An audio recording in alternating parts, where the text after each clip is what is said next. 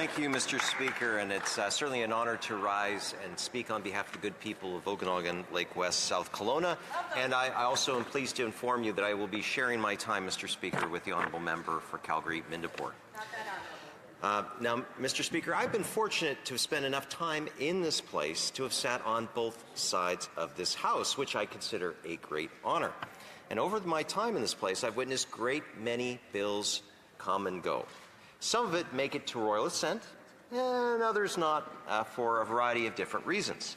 Sometimes there will be a consensus of a bill where a majority of members of this place support a bill to move forward. However, more often than not, there will be disagreement. And usually that disagreement might be based on ideology. However, from time to time, there's also bills that come forward that are so controversial that it may draw serious concerns from all sides of the political spectrum. C-9, Mr. Speaker, is one of those bills.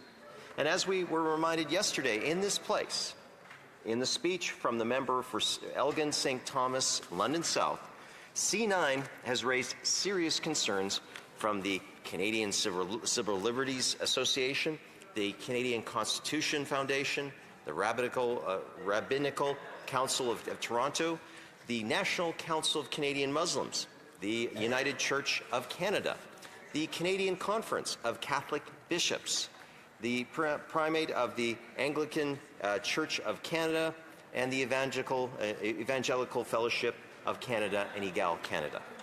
I'm sure all members would agree this is a very, very diverse set of different organizations.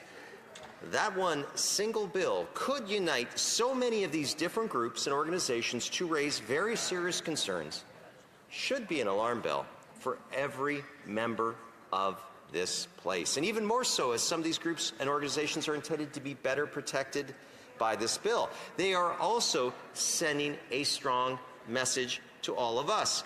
And you don't have to take my word for it. I'm certain that every member in this place has similar concerns shared to them by their constituents. In fact, if there's one thing I can say that is from all of those that I have heard from in emails, phone calls, or met with in person, not one single person has ever said, Bill C-9 gets it right, please support it and pass it. Not one single person in my riding has said that to me. The only place I hear is from Liberal MPs in this place. And that is really saying something. When some of the groups who this bill seeks out to protect say there are serious problems with the bill itself, I submit, Mr. Speaker, we should all be listening. However, the Liberals have now decided that they don't want to do that. They've decided that these groups and individuals do not deserve to be heard. And I think we all know that's wrong, and yet here we are again. I say it again because, of course, that's how often things would work under the former Liberal government. With the help of the NDP, they would ignore the concerns of everyday Canadians and say, trust us, and we know what is best for you. And while they imposed one-size-fits-all Ottawa-enforced solutions. And we know how that approach worked out for the former Liberal Prime Minister and the former NDP leader. But this is not meant to be a history lesson. This is a bill under what the Liberals like to tell us is from the new Liberal government. And even though it is beginning to act as, and sound, Mr. Speaker, quite frankly, a lot like the previous Liberal government. Now let's pause for a moment here. It's not a secret that we already have existing laws that can deal with hate that are completely and totally ignored right now. Laws that are in force.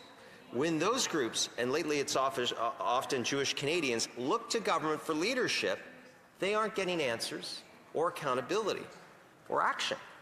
Instead, they're getting Bill C-9, which is a classic way for the government to attempt, we are doing something and this is what we're doing. A process, but nothing concrete. And as we all know, one of the most controversial parts of Bill C-9 is the proposal to remove the religious exemption clause. I think we can all agree on that, Mr. Speaker.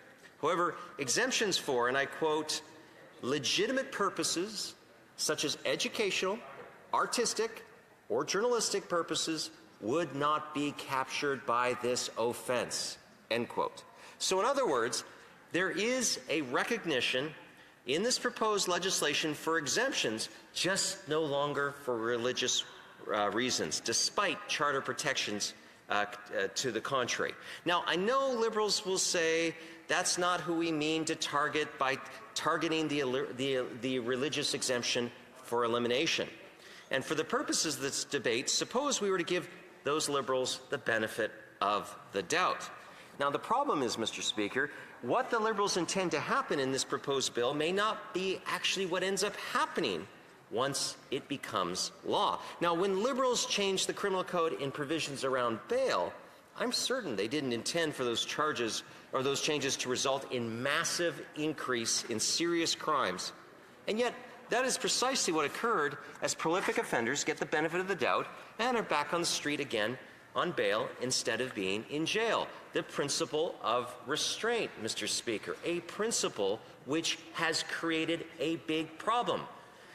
Now, we in the official opposition did warn the Liberals that by changing that we all know, Mr. Speaker, what happened. They simply discounted and ignored, arrogantly saying everything you're saying is wrong, we are right, is typical Liberal response in regards to these kinds of concerns. And in many ways, I feel, Mr. Speaker, we're here again, Groundhog Day, where it's not just the official opposition Conservatives warning the Liberals about this bill, it's a huge group of different organizations all saying the same thing, because the Liberals continue to refuse to listen, and they continue to push this into law.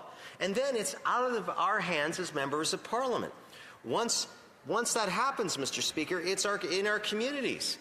And again, it can be weaponized against the very people it is said to protect. Because more often than not is what we're seeing with enforcement and public safety that has become increasingly selective based on what group yells the loudest. Not to mention judicial activism, where some rulings are raising serious concerns.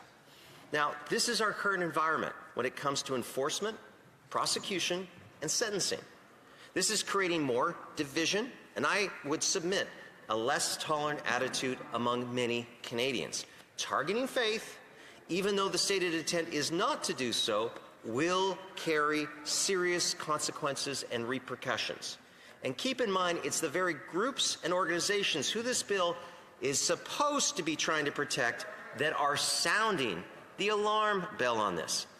Why would we not want to listen? So in conclusion, Mr. Speaker, while I would agree the intent here is not nefarious, but meant to be well-meaning, I submit we need to take a step back and listen to those who are raising concerns. We need to address those concerns in a meaningful way. We cannot risk getting this bill wrong solely due to Liberal arrogance. We don't need more polarizations, more weaponization, or more divisiveness. All the things that this bill could create, more of it if we do not get it right. And Mr. Speaker, I'm just going to take a moment. I met with the local pastoral association in my area of West Kelowna. And they felt particularly targeted by this good faith exemption being drawn out just for religious worship. They said, Dan, it doesn't pertain, it says academic. So a professor could say the same thing from the same holy book and receive a good faith exemption. Someone could put on a play or put the same scripture on a painting and receive the exemption. But not those people who are in front of a church, in front of people of faith in pews, rather than students at a local university. And they feel targeted. And that's why I will be voting against this bill, precisely as every single constituent I've heard from has asked me to do so. And I would encourage the members of the government to listen to these concerns of their constituents as well and do likewise. And I would like to sincerely thank everyone who's listened today, who's taken my comments into account, and I hope that it tracks with their own experience and that they will have a similar response to my own. Thank you, Mr. Speaker. I appreciate the opportunity to rise.